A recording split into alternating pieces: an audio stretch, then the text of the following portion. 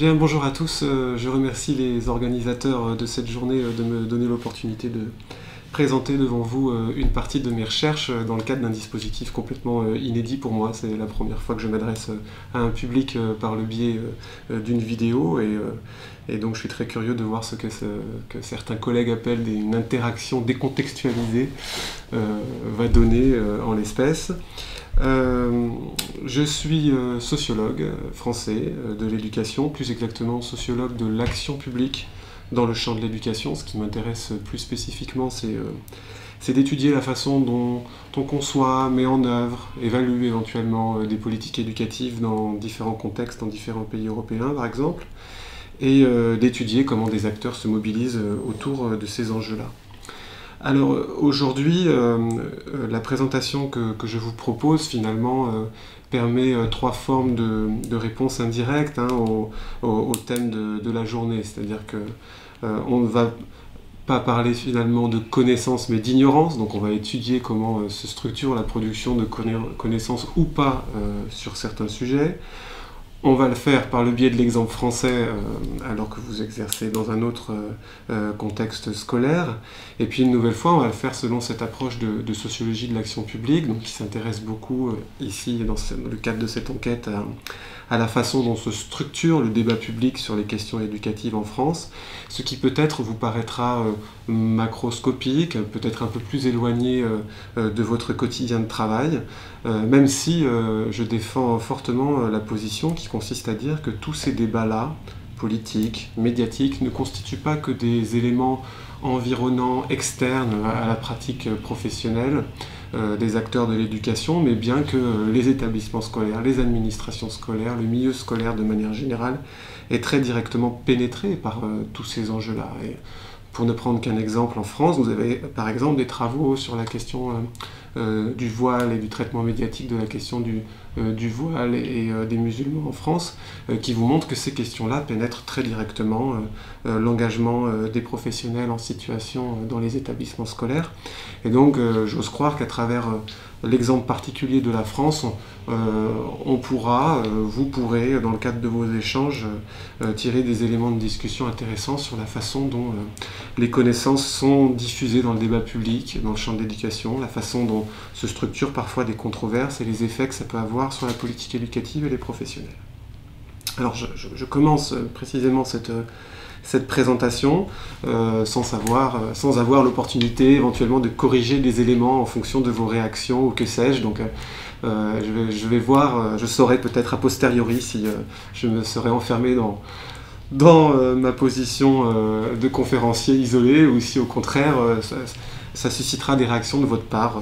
Donc en tout cas, un diaporama sera projeté, il y a mon adresse électronique dessus, n'hésitez pas à me contacter si à l'issue de cette journée d'études vous avez des questions, des remarques, des envies d'échange. Alors, ignorance collective, qu'entend-on par là? Je vais me placer dans une perspective sociologique qui consiste à envisager l'ignorance finalement comme l'ensemble des questions qu'un groupe social n'approfondit pas, soit parce qu'il ne les connaît pas, soit parce qu'elles sont présentes mais qu'elles sont mineures ou minorées. Et je vais me placer dans une perspective que certains auteurs récents ont appelée l'agnotologie. On doit cette expression à un historien qui s'est spécialisé dans l'étude de l'industrie du tabac aux États-Unis et qui propose de définir l'agnotologie de manière symétrique à l'épistémologie comme l'étude de l'ignorance, mais aussi l'étude des conditions de production culturelle de cette ignorance. L'idée est que si on ignore des choses, c'est aussi parce que collectivement, on réfléchit de certaines manières à certains sujets qui concourent à produire des zones d'ombre, des zones d'ignorance dans notre connaissance partagée. Alors lui, il le fait à travers un cas très chaud, très polémique, l'industrie du tabac aux États-Unis et la façon avec laquelle pendant des années, pendant plusieurs décennies, cette industrie du tabac a usé de plusieurs stratégies pour finalement minimiser la dangerosité de la consommation de tabac. Par exemple en critiquant les fondements méthodologiques des travaux qui montraient les premiers effets négatifs de la consommation de tabac, en finançant massivement des enquêtes alternatives sur le sujet, Et donc, il nous interpelle sur le rôle du chercheur dans la mise en évidence de cette technologie et dans l'utilisation de cette technologie dans le débat public. Bon. Cette perspective rejoint plusieurs travaux en sociologie des sciences ou en sociologie de l'action publique, et l'ensemble de ces travaux, finalement, propose plusieurs facteurs explicatifs de l'ignorance collective. Pourquoi, collectivement, nous ignorons systématiquement certains sujets? Pourquoi certains sujets ne sont pas débattus? Pourquoi nous ne nous les approprions pas? Alors, dans la littérature, par exemple, il y a certains travaux qui vont vous expliquer que les responsables politiques procèdent à ce qu'on appelle des dénis d'agenda, c'est-à-dire qu'ils vont volontairement mettre sur le côté des problèmes et refuser d'aborder certains problèmes publics pour ne surtout pas avoir à les traiter et proposer des politiques publiques pour les prendre en charge. Il y a des travaux classiques qui vous montrent aussi les politiques de désinformation mises en œuvre par certains responsables politiques. Il y a également des travaux, sans tomber dans le conspirationnisme, etc., mais sur le secret d'État et l'importance du secret d'État et comment il se structure. Vous avez des travaux très intéressants aussi en écho aux travaux de Robert Proctor sur l'industrie du tabac, mais aussi sur les questions environnementales, qui vont vous expliquer comment certains acteurs vont se spécialiser dans la production d'un doute. Ils parlent de véritables marchands de doute, c'est-à-dire des acteurs qui vont utiliser des compétences très spécifiques pour, dans le débat public, discréditer certaines conclusions, discréditer certains auteurs qui les portent, produire une information suffisamment objective pour être perçue comme étant alternative à une pensée sur le sujet.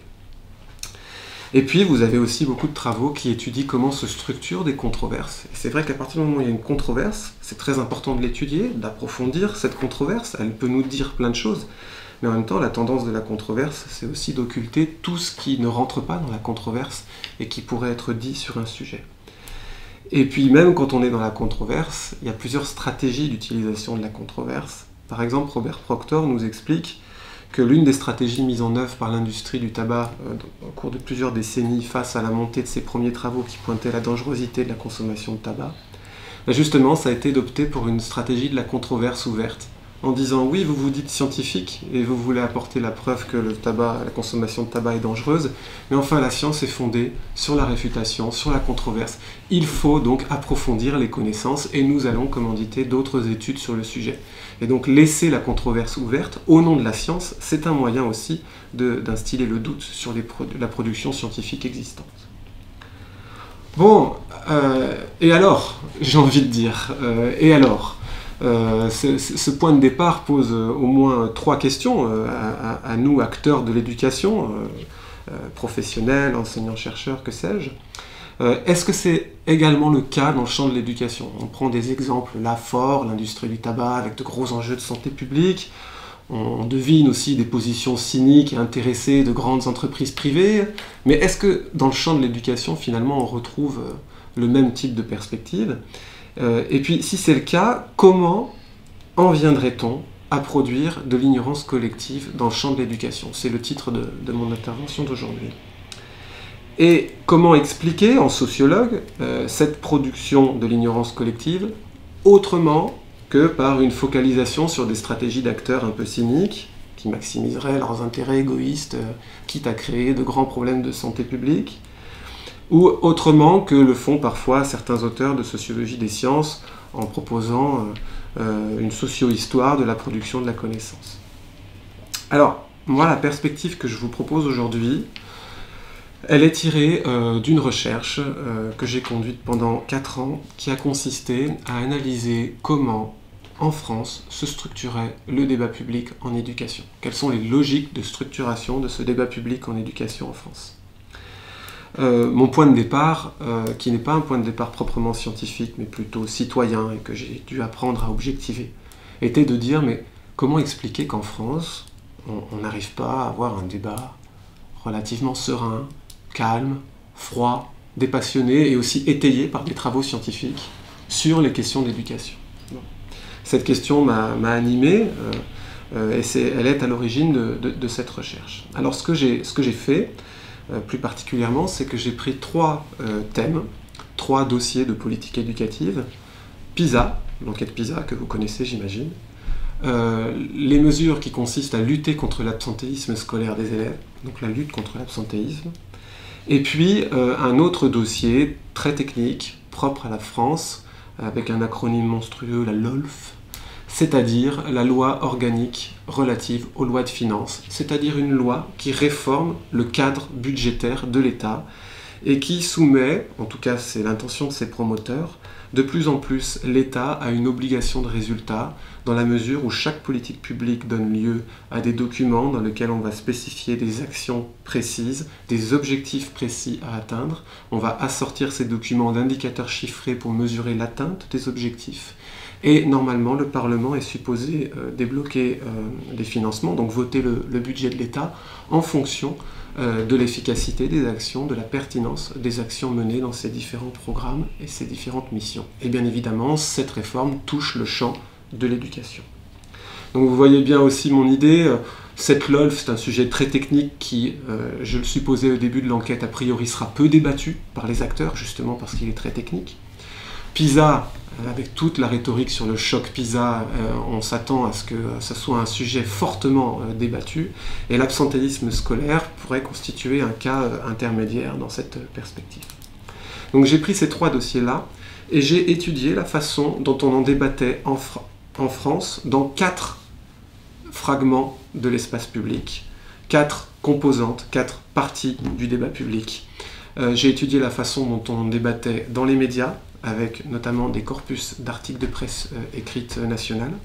J'ai étudié la façon dont on en débattait dans le fragment politique, en étudiant notamment les débats au Parlement, c'est-à-dire à la fois à l'Assemblée nationale et au Sénat. J'ai étudié la façon dont on en débattait dans le milieu scientifique académique, à partir de corpus d'articles de recherche. Et j'ai étudié la façon dont on débattait de ces 3 sujets entre acteurs institutionnels, ministères, syndicats d'enseignants, associations de parents d'élèves, etc. Et pour cela, j'ai utilisé une source spécifique que sont les dépêches d'une agence de presse spécialisée en éducation, l'AEF, dont la propriété principale est justement de suivre précisément l'actualité institutionnelle de ce secteur et de vendre un fil d'information aux acteurs institutionnels de ce secteur. J'ai recoupé cela avec des entretiens. Au total, j'en ai mené 95 en 4 ans. Et puis, j'ai également mobilisé des documents officiels, des documents qui m'ont été donnés au cours de l'enquête, et j'ai également constitué un corpus de sondage d'opinion. Ce n'était pas prévu au début, mais ça s'est avéré pertinent au fur et à mesure de l'enquête. Et donc, je mobilise tous ces matériaux-là aujourd'hui pour essayer de défendre l'idée que, finalement, l'ignorance collective en éducation en France, elle est aussi le produit de la façon dont se structure de manière très particulière le débat public en éducation en France. Et c'est ça que je vais essayer de présenter aujourd'hui. Alors je vous propose une présentation en plusieurs temps. D'abord, je reviendrai sur les principales caractéristiques des 3 débats que j'ai étudiés, PISA, l'absentéisme et la fameuse LOLF, simplement pour décrire l'évolution de ces débats et que ça constitue une connaissance partagée de départ commune. Puis j'expliciterai par le biais d'un tableau qui, je l'espère, sera bien lisible, quelles sont les formes empiriques prises par l'ignorance collective dans chacun de ces 3 cas. Qu'est-ce qui est dit massivement dans le débat public sur ces 3 sujets et qu'est-ce qui est très peu, voire jamais dit dans le débat public sur ces 3 sujets. Puis, dans un 3e temps, je défendrai l'idée que cette ignorance collective, ainsi mise en évidence, peut être comprise comme le résultat des logiques de structuration du débat public en éducation, plus spécifiquement de la combinaison de 5 logiques de structuration spécifiques, que j'illustrerai pour chacune d'elles. Ensuite, j'essaierai de montrer comment ces logiques de structuration en viennent à se former, et pourquoi on assiste à une telle structuration du débat public en éducation. Et c'est là que je développerai plus particulièrement une notion qui m'est chère, qui est un petit peu technique, mais au-delà du verbiage sociologique, je pense que ça renvoie à quelque chose qu'on peut facilement comprendre, qui est la notion de configuration de dissibilité. Alors, configuration d'abord, donc je tire cela des travaux du sociologue Norbert Elias et de leur application dans le champ de la sociologie de l'action publique. Une configuration, en gros, c'est un système d'interdépendance entre les acteurs. Les acteurs sont interdépendants les uns des autres. Norbert Elias l'utilise dans bien des cas. Au sein de la famille, par exemple, les parents et les enfants, par exemple, sont interdépendants les uns des autres, ce qui explique que le pouvoir ne réside pas, par exemple, uniquement dans la figure d'un père autoritaire, mais que l'enfant, dès sa naissance, peut aussi avoir du pouvoir sur ses parents, par exemple. Norbert Elias l'utilise également pour parler d'organisation politique, de matchs de football, du sport, etc. Moi, je vais l'utiliser pour comprendre le débat, et avec l'idée que les acteurs d'un débat public sont interdépendants les uns les autres. Alors après, toute la question, c'est qu'est-ce qui font ces interdépendances, mais aujourd'hui, je ne vais pas privilégier la présentation précise de mon cadre théorique, mais plutôt des résultats de la recherche. Bien évidemment, s'il y a des questions, je serai ravi d'y répondre dans un second temps. Configuration, d'abord. Configuration de dissibilité. Dissibilité, c'est un néologisme, un petit néologisme, qui consiste à définir, à décrire ce qui peut être dit. La dissibilité. Ce qui peut être dit. Et donc là, l'idée, c'est de comprendre ce qui peut être dit publiquement sur des sujets d'éducation. Eh bien, ce qui peut être dit publiquement sur les sujets d'éducation dépend justement des configurations d'acteurs en présence. C'est pourquoi on parle de configuration de dissibilité. Donc, au moment de développer cela, je prendrai un seul exemple. Je ne vais pas développer toutes les configurations de dissibilité. Un seul exemple tiré du cas de l'absentéisme et de la lutte contre l'absentéisme scolaire des élèves. Et enfin, dans une conclusion plus courte, je pointerai 3 effets majeurs de la production de cette ignorance collective sur la politique éducative française. Voilà. Bon. Alors, premier temps de la présentation, comment évoluent ces 3 débats publics? Alors, je vais commencer par l'enquête internationale PISA, que vous connaissez tous, j'imagine, puisqu'elle a eu un retentissement dans plusieurs systèmes scolaires depuis la publication des premiers résultats de cette enquête, qui consiste donc à évaluer les compétences des élèves de 15 ans, dans 3 domaines en particulier. Et il y a à tel point qu'il y a toute une littérature aujourd'hui sur le prétendu choc PISA, qui est supposé susciter cette enquête. Dans le cadre de publications antérieures, d'ailleurs, j'ai pu interroger la pertinence proprement scientifique de cette notion. Pour moi, on a affaire à une métaphore et non pas à un concept, et à une métaphore qui entretient l'image que l'OCDE veut donner d'elle-même, et donc qui va dans le sens du pouvoir d'influence et de la gouvernance douce de l'éducation que promeut cette organisation internationale. Donc j'invite en général les chercheurs à ne pas utiliser cette notion de choc PISA et à développer d'autres cadres théoriques pour étudier la réception de cette enquête. Toujours est-il que dans le cas français, on peut se demander à ce stade de manière générale s'il y a eu un choc PISA dans le débat public en France et si finalement le débat public a beaucoup parlé de PISA en éducation. Alors en fait, l'enquête empirique montre que le débat sur PISA a connu 3 phases majeures en France.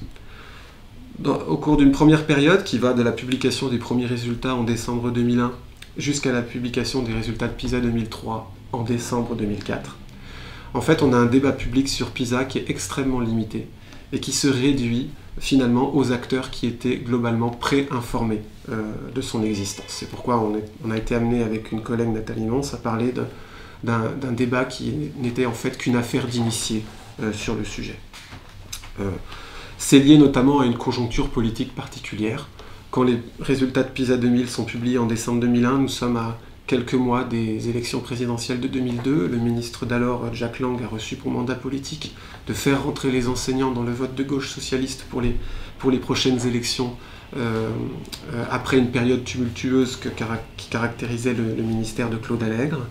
Arrive cette enquête qui montre, 1, que la France n'a pas le meilleur système scolaire du monde, et 2, que finalement ces résultats sont même tout à fait moyens, ce qui pourrait être pris comme une remise en cause des enseignants en termes de communication politique. Par ailleurs, on a des syndicats d'enseignants et le Parti communiste qui envisage l'OCDE principalement comme le temple du néolibéralisme en éducation. Donc politiquement c'est sensible comme sujet. Par ailleurs, on a la direction de l'évaluation de la prospective et de la performance du ministère de l'Éducation nationale qui dit « Attention, ce sont de premiers résultats qui doivent être confirmés par des enquêtes complémentaires ». Et donc le ministère, finalement, décide de communiquer essentiellement sur les biais de l'enquête PISA. Les biais méthodologiques, les biais culturels. Alors on aurait affaire à des items anglo-saxons, biais méthodologiques par exemple en matière d'échantillonnage. En France, à 15 ans, selon que vous êtes à l'heure ou en retard, vous êtes dans des structures tout à fait différentes au sein du système scolaire français. Donc si nos résultats sont moyens, c'est parce que notre échantillon est hétérogène. Quand nos élèves sont à l'heure, ils sont en seconde, ils performent très bien à PISA. Puis quand ils sont en retard, ils sont en troisième ou en quatrième et ils ont des résultats négatifs. Et donc quand on agrège le tout, ça fait des résultats moyens. Bon, le ministère communique sur ces sujets-là. La presse, qui connaît peu l'enquête à ce moment-là, relaie le discours du ministère, mais avec une méfiance critique, j'ai envie de dire de principe, mais sans développer beaucoup l'enquête PISA dans la presse. Elle le fait d'autant moins qu'elle peine à trouver dans le débat public des experts, des évaluateurs ou des chercheurs qui seraient susceptibles de commenter l'enquête. Et du côté des syndicats d'enseignants, puisque le ministère n'en fait pas une actualité de sa politique, eh bien, il y a bien d'autres chevaux de bataille à développer sur le plan politique, et donc on ne parle pas de PISA. Voilà brossé à très grands traits ce que je voulais dire tout à l'heure par configuration de discibilité. On voit que là, les acteurs sont interdépendants les uns les autres d'une certaine manière, qui fait qu'on n'ouvre pas le débat sur PISA en France. C'est pour ça que je développais spécifiquement ce point-là, je ne ferai pas pour tous les autres cas. Le débat connaît ensuite un deuxième temps qui va de 2005 à 2010 qui se caractérise par à la fois une extension du débat sur PISA mais aussi une forte politisation de ce dernier. C'est visible dans par exemple l'extension de la couverture médiatique de PISA et aussi dans le fait par exemple que dans cette couverture médiatique en gros on présente le classement, quelques grands résultats pour immédiatement interpeller les responsables politiques sur les mesures qui doivent être mises en œuvre pour améliorer ces résultats. Donc toute la phase d'explication contextualisée des résultats de l'enquête, etc., c'est quelque chose qu'on ne retrouve pas beaucoup dans le traitement médiatique, par exemple. D'où extension et politisation du débat. La troisième période s'inscrit dans le prolongement de la précédente, mais à une nuance près. Bon, il y a toujours une extension du débat sur PISA qui gagne de nouveaux médias, de nouveaux acteurs. Il y a toujours une forte politisation du débat sur PISA, mais à un tel point qu'on assiste finalement à une forme de banalisation du débat sur PISA en France, qui se caractérise, et j'y reviendrai dans la suite de la présentation, par le fait qu'on parle de moins en moins statistiques, on parle de moins en moins du contenu précis de l'enquête, tout le monde intègre PISA dans sa communication politique pour réactiver des diagnostics anciens sur le fonctionnement du système et pour réactiver des prises de position classiques sur ce qu'il conviendrait de faire. Donc voilà en gros les trois temps du développement du débat public sur PISA en France.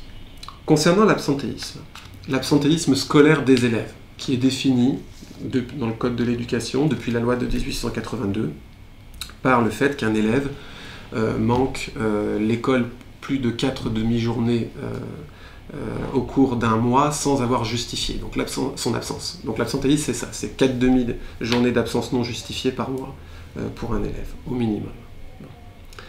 Alors comment évolue ce débat sur l'absentéisme ? Au cours de la première période couverte par mes corpus de documents, j'en profite pour dire que j'ai effectué cette enquête de 1997 à 2016. Donc au cours de la première période, de 1997 à 2001, l'absentéisme scolaire dans le débat public ne constitue pas un problème politique majeur. On parle parfois d'absentéisme, mais quand on en parle, que ce soit dans la presse ou au Parlement par exemple, on en parle comme d'un symptôme, un indicateur de maux plus profonds, qui peuvent être extrêmement variés. Violence conjugale, anorexie, refus scolaire, etc., etc. Et donc, l'absentéisme n'est pas l'objet d'une politique publique particulière, il n'y a pas véritablement de débat proprement politique sur le sujet. S'il y a un débat politique sur la question d'absentéisme au cours de cette période-là, ce n'est pas l'absentéisme des élèves, c'est l'absentéisme des enseignants, alimenté notamment par les propos catégoriques et polémiques du ministre Claude Allègre qu'on évoquait tout à l'heure. Mais pour l'absentéisme scolaire des élèves, ce n'est pas un problème en soi. Cette situation change fortement à partir du printemps 2001 et de la rentrée scolaire 2001, dans un contexte de projection dans la future élection présidentielle prévue au cours du mois de mai 2002. Cette même élection présidentielle qui verra arriver pour la première fois le Front National au second tour en France. Au cours de cette période, printemps 2001, printemps 2002, va s'imposer dans le débat public une problématisation très particulière des enjeux en matière d'absentéisme, selon laquelle l'absentéisme va être défini comme un fléau qui touche majoritairement l'ensemble des établissements, comme un fléau prélude à la violence des élèves, donc l'absentéisme conduit à la violence, et il faut endiguer cette violence et cet absentéisme en sanctionnant les parents étant progressivement décrits comme des parents laxistes, complices de cet absentéisme-là. C'est un argumentaire qui est notamment porté par la presse, notamment, de plusieurs manières, par le biais de reportages télé, par le biais aussi d'une couverture de l'actualité de la lutte contre l'absentéisme en Angleterre. Le Figaro, un quotidien en France plutôt positionné à droite de l'échiquier politique, va s'intéresser par exemple à la politique musclée de Tony Blair en matière de lutte contre l'absentéisme à ce moment-là, pour mieux interpeller les responsables de gauche au gouvernement, en leur disant « Voyez, Tony Blair, qui est de gauche en Angleterre, met en place une politique répressive. Vous voyez bien qu'en France, on a des œillères idéologiques sur le sujet et qu'il faudrait mettre en œuvre des politiques beaucoup plus répressives sur la question de l'absentéisme. » Et c'est les médias qui vont d'abord parler de cela et les responsables politiques qui vont s'en saisir, notamment à droite. Ils vont s'en saisir au point de proposer dans le cadre d'un débat, d'un rapport remis par un sénateur, une mesure politique pour lutter contre cet absentéisme, qui consiste à suspendre ou supprimer les allocations familiales versées aux parents d'enfants absentéistes. Cette controverse tend donc à occuper l'essentiel du débat public sur le sujet. Elle se structure de différentes manières, on aura l'occasion d'y revenir par la suite. Et à partir de 2013, c'est à partir seulement de 2013 et de l'alternance politique au gouvernement que finalement on va retomber sur une période assez classique où on va abroger les différents dispositifs qui prévoyaient de suspendre, supprimer les allocations familiales et on va de nouveau considérer l'absentéisme comme un processus complexe qui mérite d'être expliqué de plusieurs manières. Et donc on assiste à un refroidissement politique du débat sur le sujet. La LOLF, enfin, donc la LOLF a été, cette loi qui réforme le cadre budgétaire de l'État, elle a été votée à l'unanimité en 2001, à la quasi-unanimité, seuls les députés communistes se sont abstenus, et elle a été mise en œuvre pour la première fois le 1er janvier 2006. Donc c'est à partir du budget 2006 que le budget de l'État français est structuré en mode LOLF. Le débat public ne suit pas exactement cette chronologie. On passe là encore par différentes étapes. La première consiste entre 2003 et 2005 finalement à s'approprier l'outil dans le débat public, à découvrir toutes les possibilités techniques nouvelles offertes par ce nouveau cadre budgétaire.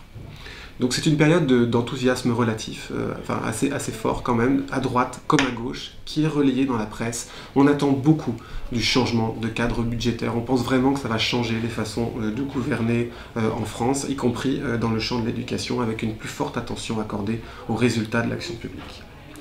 À partir de 2005, là où on commence à entrer dans le dur de la préparation de la mise en œuvre prochaine, et jusqu'en 2008, dans un contexte où le gouvernement va mettre en place les premières mesures en termes de réforme des retraites, de réduction du budget de l'État, en fait on se rend compte que les acteurs passent par une forme d'apprentissage collectif sur les effets de la réforme et on assiste progressivement à un durcissement des positions sur les questions budgétaires, la LOLF étant progressivement pensée comme un instrument justement visant à casser le service public, à réduire les dépenses publiques dans le champ de l'éducation.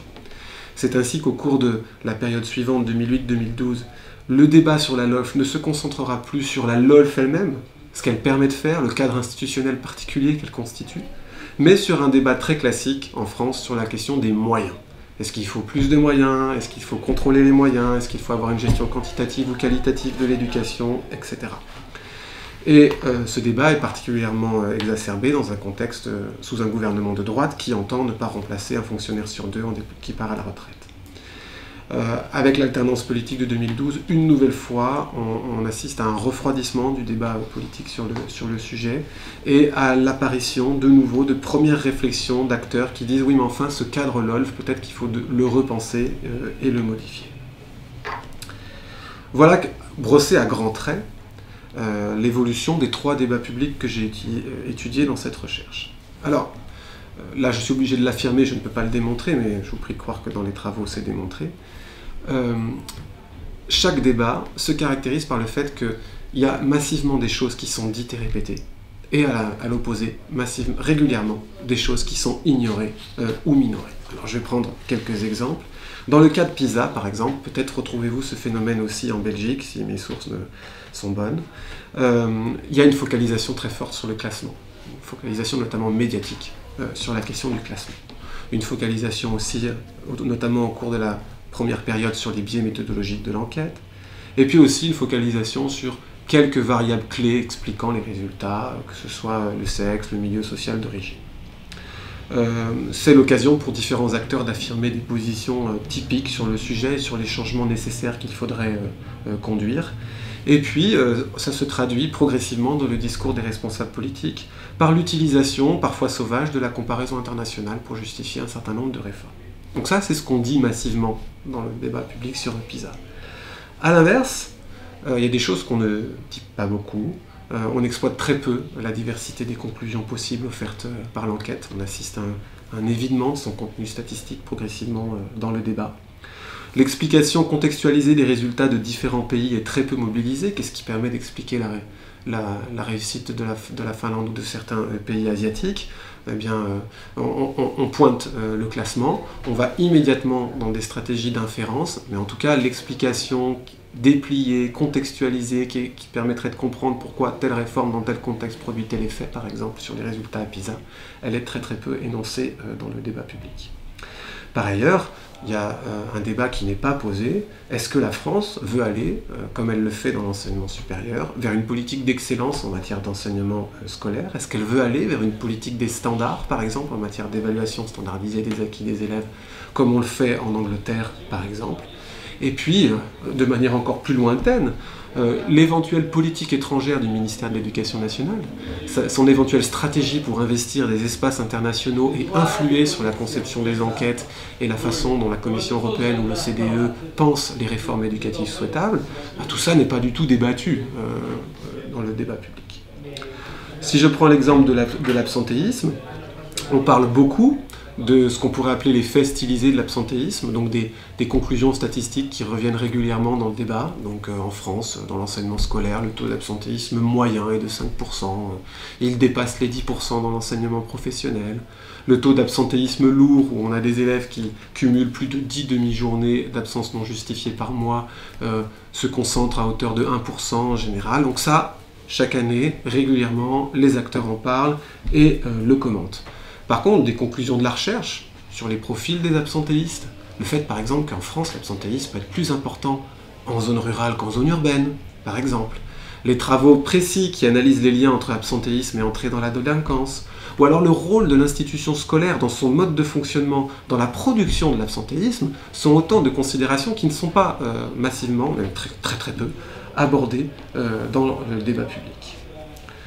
En ce qui concerne la LOLF, par exemple, on parle beaucoup du niveau des dépenses, des moyens, comme on l'a évoqué tout à l'heure, mais toute la dimension éventuellement stratégique de la LOLF, qui fixe les cibles dans des indicateurs, qui va évaluer le degré d'atteinte de ces indicateurs, quelle est la politique d'évaluation du ministère, quelles sont les politiques des rectorats, vous savez, ces organisations académiques en France qui, au niveau infra-étatique intermédiaire, sont responsables des questions d'éducation. Je ne l'ai pas précisé, mais la LOLF, par exemple, leur confie une responsabilité importante, puisque ce sont eux qui gèrent les budgets opérationnels de programmes de cette dite LOLF. Donc en clair, la LOLF donne plus d'autonomie au rectorat dans l'utilisation des budgets. Qui va aller étudier les politiques rectorales budgétaires? Voilà des éléments qui ne sont pas développés dans le débat public. Donc il y a des formes empiriques d'ignorance collective. Comment les expliquer? Alors, mon approche consiste ici à dire que cette ignorance collective, elle est la conséquence de la façon dont se structure le débat public. Ma recherche a mis en évidence 5 logiques principales de structuration de ce débat public qui sont présentées dans ce schéma tout en haut. Une logique d'émotionnalisation, une logique d'instrumentalisation, une logique de confinement, de routinisation et de fragmentation. Je vais tenter d'illustrer rapidement chacune de ces logiques et je reviendrai sur ce schéma ensuite pour montrer comment elles en viennent à produire de l'ignorance collective. Première logique, un mot un peu barbare, l'émotionnalisation. C'est simplement l'idée que, fréquemment, dans le débat public, les acteurs en appellent aux émotions des autres acteurs. Et que, en l'espèce, dans le champ de l'éducation comme ailleurs, circulent dans la vie représentative, on va dire, dans l'ensemble des représentations que nous partageons, ce qu'un sociologue institutionnaliste, John Campbell, appelle des sentiments publics, c'est-à-dire des idées qui sont des présupposés normatifs, qui sont en général pris pour évidents et qui sont dans l'arrière-fond, dans l'arrière-plan des débats politiques, et qui structurent, qui cadrent fortement la façon dont on va penser l'univers des possibles en matière de réforme. Alors, pour mettre en évidence l'existence de ces sentiments publics, personnellement, ma méthodologie consiste à passer par des sondages d'opinion. Je pourrais en débattre sur le plan méthodologique, mais toujours est-il que, par exemple, le corpus de sondages d'opinion que j'évoquais tout à l'heure, et plus spécifiquement l'étude des sondages d'opinion qui évoquent les questions d'absentéisme et de violence à l'école, m'a permis de mettre en évidence, sur ce sujet précisément, l'existence d'un sentiment public diffus en France qui consiste à considérer que les parents aujourd'hui manquent d'autorité sur leurs enfants. Quand vous interrogez les parents par sondage en France et vous leur demandez s'ils estiment avoir de l'autorité sur leur enfant, ils sont plus de 80% à penser qu'ils ont de l'autorité sur leur enfant. Et quand vous leur demandez s'ils pensent que les autres parents ont de l'autorité sur leurs enfants, ils sont également plus de 80% à penser que les autres parents n'ont pas d'autorité sur leurs propres enfants. Et donc il y a un sentiment public diffus sur le manque d'autorité des parents aujourd'hui. Et quand vous avez, comme l'illustre le graphique ici, des sondages d'opinion et qu'on demande aux Français quels sont les principaux facteurs explicatifs de la violence et, à travers elle, puisqu'on a vu que le débat public les liait, l'absentéisme à l'école, quand on leur demande les principaux facteurs explicatifs, vous le voyez en bleu, la principale raison qui revient périodiquement dans les sondages, c'est le manque d'autorité des parents. Et donc on a là un exemple de sentiment public qui est présent et qui va cadrer un certain nombre de réformes en matière d'absentéisme, puisque à partir du moment où on considère que les parents manquent d'autorité, bien évidemment, pour lutter contre l'absentéisme prélude à la violence, il faut tenter de responsabiliser les parents. Et pour les responsabiliser, c'est le terme utilisé par la droite gouvernementale, on va leur montrer que s'ils ne prennent pas leurs responsabilités, ils peuvent être sanctionnés en matière de suspension, suppression d'allocations familiales. Et donc on a un débat public qui perpétuellement peut faire appel à des émotions. Alors, dans le cas de l'absentéisme, ça peut être par exemple une forme d'aversion au désordre. Ces élèves qui traînent dehors, qui traînent en bas des immeubles, c'est quelque chose qui suscite de l'aversion. Dans le cadre de PISA, c'est une forme d'anxiété, par exemple. Et donc on a plusieurs acteurs qui vont proposer des mesures politiques pour essayer de réduire cette anxiété en matière de baisse de niveau des élèves. C'est ainsi, par exemple, que la droite gouvernementale a pu proposer l'idée de réinstaurer à l'entrée en 6e, c'est-à-dire la première année du premier cycle secondaire en France, un examen d'entrée, comme moyen de lutter contre la baisse de niveau des élèves, sans savoir si c'était opérationnel, si ça avait du sens en matière de politique de cycle, etc. etc. Et c'est ainsi aussi que dans le cadre de la LOLF, on a aussi régulièrement au Parlement des députés, de droite comme de gauche, qui vont tenter de demander au gouvernement des moyens supplémentaires pour leur propre circonscription, et pour ce faire, ils vont jouer sur le registre émotionnel de la surprise. « Ah, je suis très étonné de voir que le gouvernement met en place ceci et cela ». Et ils vont essayer aussi de susciter la compassion du gouvernement en montrant que vraiment, par exemple, les infirmières scolaires jouent un rôle majeur dans les établissements scolaires difficiles et qu'on ne comprend pas qu'on supprime des postes d'infirmières scolaires. Et donc, cette logique d'émotionnalisation conduit finalement les acteurs à préférer une logique de persuasion plutôt que de conviction, et à être finalement dans une vision court-termiste de la politique éducative. On le voit avec l'examen d'entrée en 6e. Qu'est-ce que ça veut dire de proposer un examen d'entrée en 6e? La mesure peut rassurer, mais au-delà, on voit bien que sa faisabilité, sa légitimité et sa cohérence avec des politiques antérieures est discutable. Deuxième logique de structuration du débat, l'instrumentalisation politique. C'est l'idée que, et je pense que ça, les professionnels de l'éducation et les chercheurs que nous sommes, l'expérimentons dans différents contextes. C'est l'idée que les politiques éducatives sont parfois instrumentalisées par et pour des enjeux de politique, c'est-à-dire de politique politicienne, de lutte politique, de ce qu'on appelle en anglais la politics. Et là, on le voit, par exemple, dans le cas de l'absentéisme, avec la question de la controverse sur la suspension-suppression des allocations familiales. Pourquoi ? D'une part, parce qu'il s'agit d'une mesure tout à fait mineure. Vous avez 12 millions d'élèves dans le primaire et le secondaire en France à peu près. D'après les statistiques de la Caisse nationale des allocations familiales, jusqu'aux années 60 aux années 2004, les mesures de suspension-suppression d'allocations familiales qui existaient déjà concernaient à peu près 6000 familles. Donc c'est quelque chose de minoritaire, c'est quelque chose qui n'a jamais été vraiment évalué, mais d'après les chiffres dont on dispose, qui n'a pas véritablement d'effet fort sur le retour des élèves à la scolarité. Et puis, on le voit bien, c'est une mesure qui a un marqueur idéologique très fort. Et donc il y a un intérêt pour les responsables politiques, d'une part, à proposer cette mesure, et pour l'opposition, à réagir à cette mesure, parce que c'est un moyen d'avoir un débat idéologique avec les autres forces politiques. Est-ce que ça fait progresser la lutte véritable contre l'absentéisme scolaire en établissement? On peut en douter. Mais on voit bien là que l'univers de la politique capte les enjeux de politique éducative pour ses propres fins. Alors, je manque de temps, donc je ne vais pas développer pour les deux autres cas, mais on voit que cette logique d'instrumentalisation politique, qui est à l'œuvre aussi dans le cadre de PISA ou de la LOLF, eh bien, conduit, dans le débat politique, mais aussi dans le débat médiatique, à donner majoritairement la parole à un certain type d'acteurs, les responsables politiques, qui sont rarement dans une logique où ils ont intérêt à ouvrir leur position dans un débat. C'est très très rare, en France en tout cas, d'avoir des responsables politiques qui disent « Oui, je comprends votre point de vue, je peux l'intégrer, d'ailleurs ça serait intéressant de faire ceci, ça serait intéressant de faire cela ». Non, le débat politique ne se structure pas comme ça. Il se structure plutôt autour de certaines séquences argumentatives qu'on essaye au maximum d'anticiper pour montrer les incohérences de son adversaire. Et donc on a là un débat qui donne la parole massivement à des acteurs qui vont répéter toujours les mêmes types d'arguments. Et ça contribue aussi à produire de l'ignorance collective. Troisième logique de structuration, le confinement. Cette idée qu'il y a certains sujets qu'on va confiner, de la même manière qu'on peut confiner des déchets nucléaires, par exemple.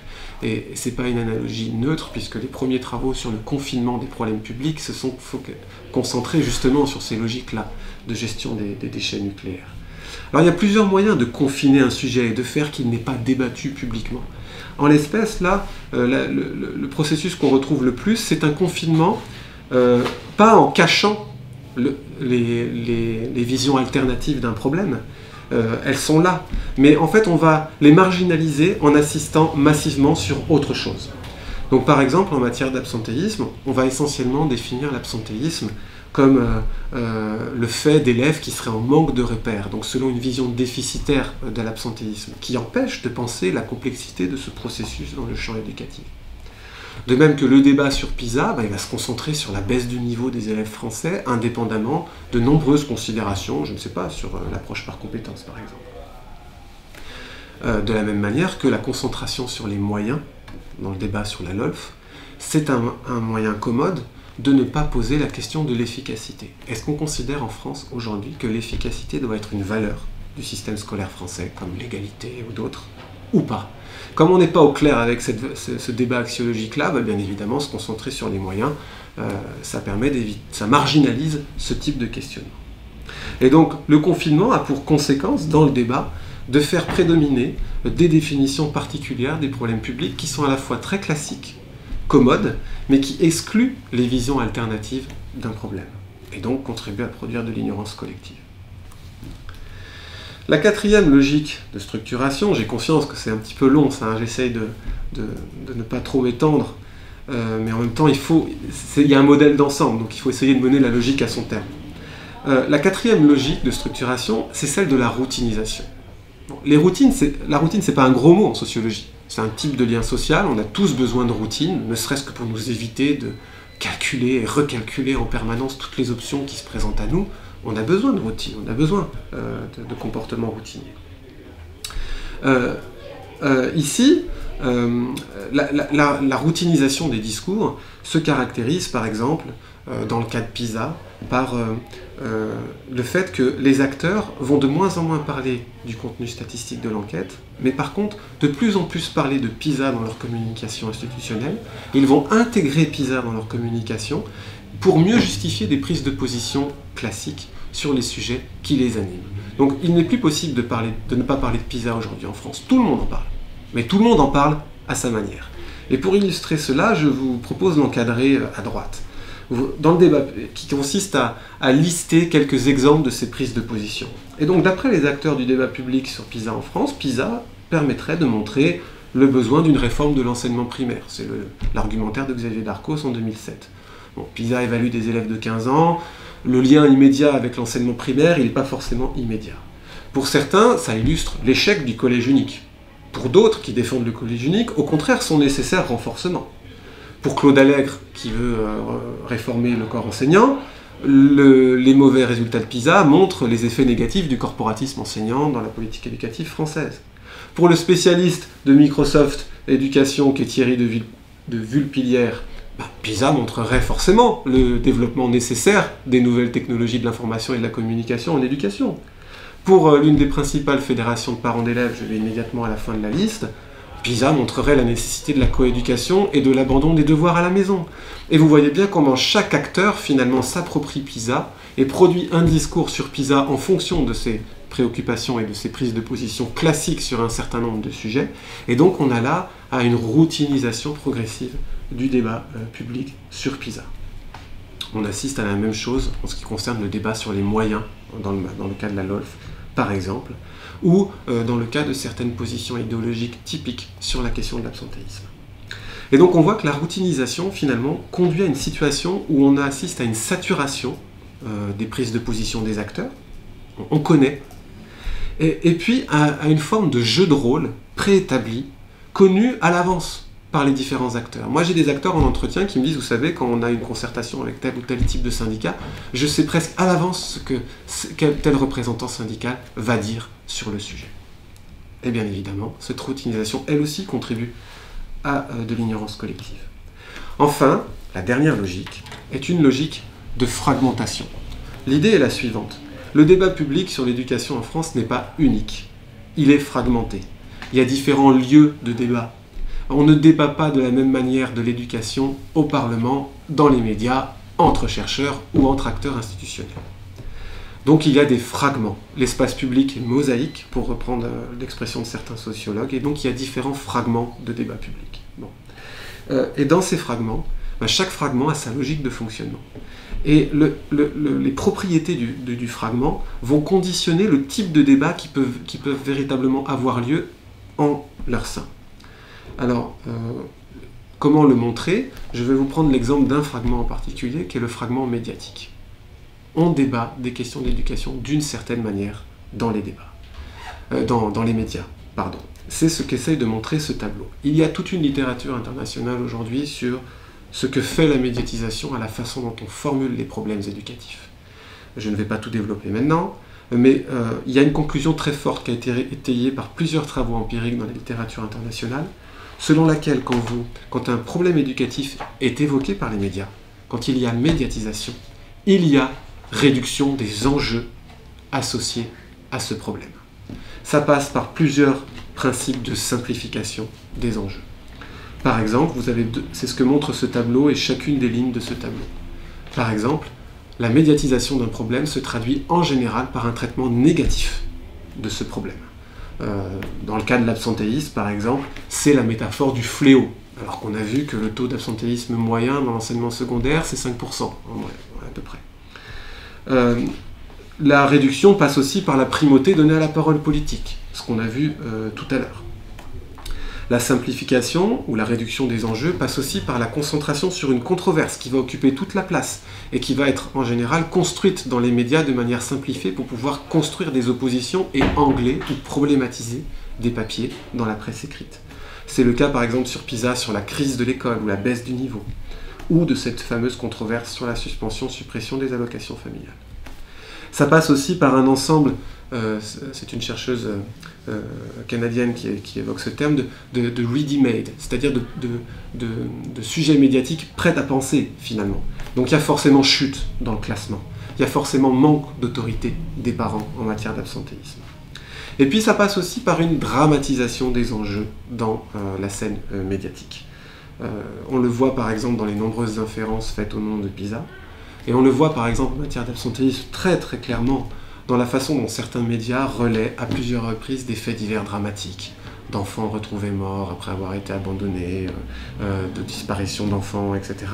Et à chaque fois, on refait la trajectoire de ces enfants disparus, abandonnés ou morts, et on se rend compte qu'à un moment donné, certains d'entre eux ont été absentéistes. Et donc c'est l'occasion de dire, mais comment on en est encore là, on n'a pas encore mis en place une politique active de lutte contre l'absentéisme. Donc une dramatisation très forte des enjeux. Donc vous voyez bien là comment le fragment médiatique, la façon de fonctionner du fragment ou du champ médiatique, fait qu'on va parler d'éducation d'une certaine manière. Bon, si on admet cette idée-là, après ce qui est intéressant, c'est de voir comment les conclusions en éducation vont circuler du fragment médiatique au fragment politique, ou du fragment institutionnel au fragment académique, etc. Et là, l'enquête montre, en fait, qu'il est très très difficile en France de faire passer des conclusions qui sont débattues dans le fragment institutionnel ou le fragment académique, c'est-à-dire des choses qui sont débattues entre acteurs institutionnels spécialisés ou entre chercheurs. Il est très difficile de les faire passer dans le fragment médiatique ou le fragment politique. Je vous prends des exemples. À quel moment parle-t-on des enjeux psychométriques, du modèle psychométrique à l'origine de PISA? On n'en parle quasiment jamais.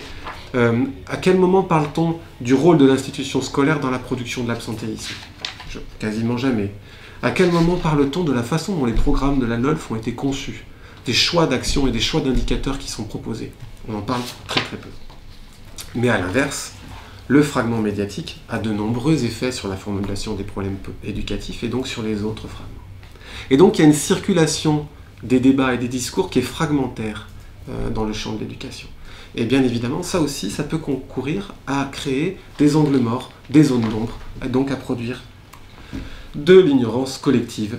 Et c'est bien la combinaison de ces 5 logiques de structuration-là qui, en l'espèce, conduit à produire de l'ignorance collective sur les 3 sujets étudiés.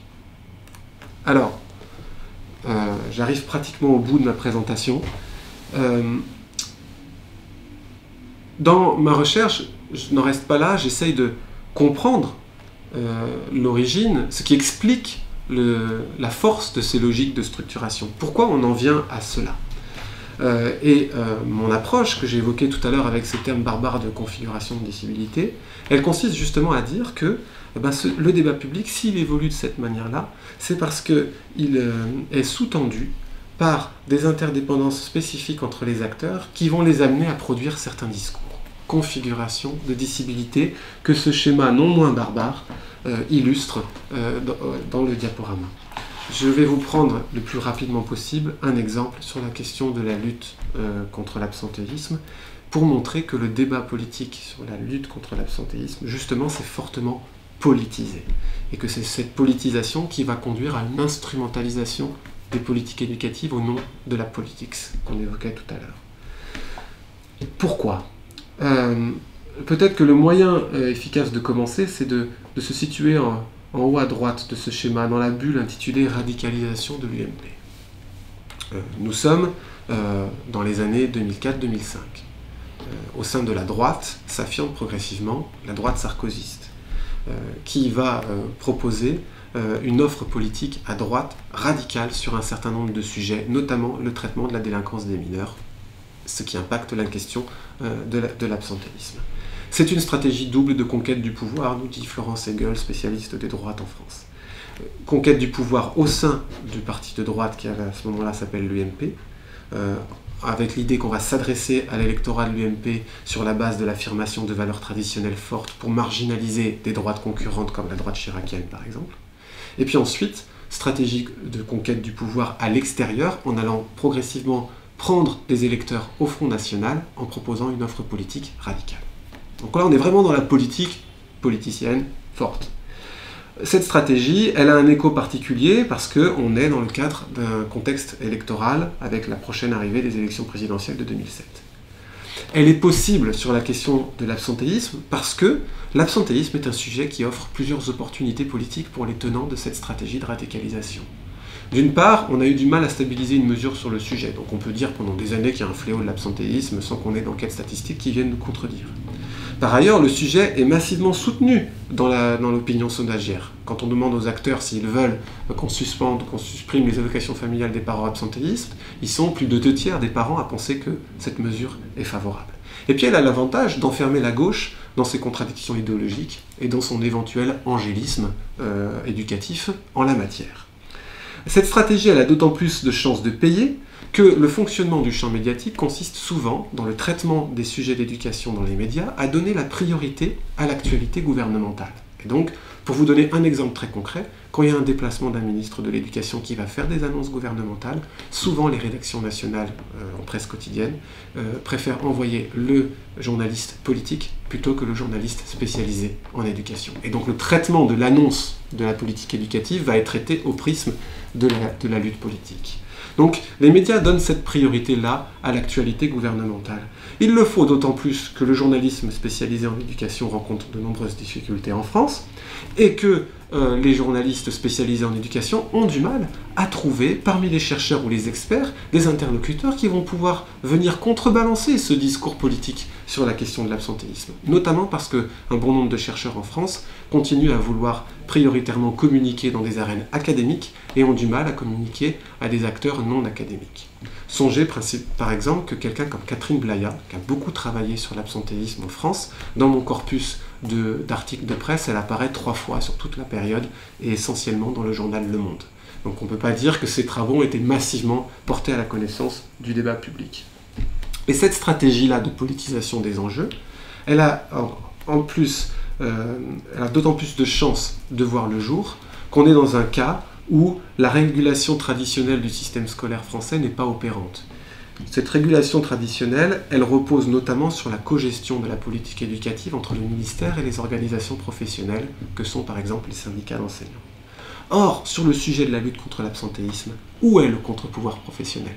En France, les acteurs qui sont chargés au quotidien de la lutte contre l'absentéisme sont des conseillers principaux d'éducation. Mais ils sont très faiblement structurés en organisation professionnelle et interviennent très peu dans le débat public. L'Association nationale des conseillers principaux d'éducation doit intervenir 2 ou 3 fois dans mon échantillon. Donc, puisqu'il n'y a pas de contre-pouvoir professionnel qui va apporter une vision plus nuancée aux déclarations politiques, bien évidemment que la voie est ouverte à différents types d'instrumentalisation politique du sujet de l'absentéisme.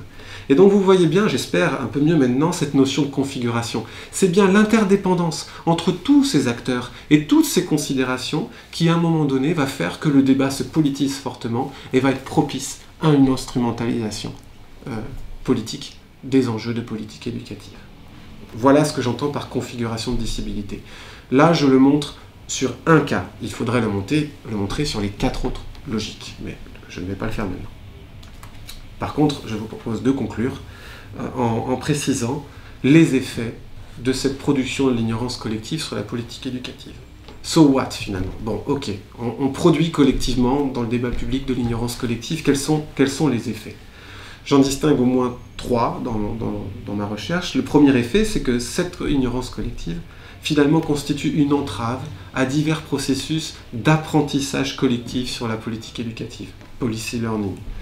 D'apprentissage en termes de conception de cette politique éducative, mais aussi en termes de choix de gouvernance. Dit autrement, on relativise peu les problématisations dominantes de l'action publique dans le débat public. Deuxième effet, eh bien, tel qu'il se structure, ce débat public ne permet pas de freiner le déploiement de ce que certains ont appelé une doxa dans le champ de l'éducation. Il ne permet pas non plus de rompre avec la fausse familiarité qu'ont bon nombre de Français avec l'éducation. Les Français pensent connaître l'éducation. Ils pensent que c'est un secteur d'action publique accessible. Yves Dutertre a l'expression « 60 millions d'experts en France sur l'éducation ». Bah oui, on a été scolarisés de plus en plus, nos parents aussi, on a des expériences de scolarisation dans nos environnements proches, et donc on pense connaître. Or, nous le savons, c'est un sujet qui a cette technicité. Et puis ça ne permet pas de refroidir, entre guillemets, un certain nombre de débats en éducation. Enfin, troisième type d'effet de cette ignorance collective, c'est finalement une faible démocratisation de l'expertise publique sur les questions éducatives en France. Je ne sais pas quelle est votre connaissance du système scolaire français, mais peut-être le savez-vous, en France, nous avons des élites administratives très influentes. Inspecteurs généraux, recteurs, directeurs d'administration centrale. Et on a fait le choix de concentrer l'expertise publique sur la chose publique dans les mains de ces élites administratives. Or, elles ne sont pas pleinement libres d'intervenir dans le débat public. Un inspecteur général, pour accorder une interview à un média, doit obtenir l'autorisation du cabinet ministériel. Il y a donc une déperdition de technicité très forte entre ce que ces élites administratives savent sur l'éducation et ce qui était effectivement débattu sur l'éducation en France. Eh bien, tel que se structure le débat public, ce débat public ne permet pas de compenser cela. On a toujours un poids très important de ces élites administratives et de leurs sciences d'État, et un débat public qui est relativement pauvre en technicité et en contenu. Voilà, je suis arrivé au bout de cette présentation très sociologique. J'espère cependant que cet aspect sociologique n'aura pas entravé sa clarté, et j'aurais grandement aimé pouvoir répondre à une série de questions pour m'en assurer. Je vous remercie en tout cas de votre attention par le biais de ce dispositif.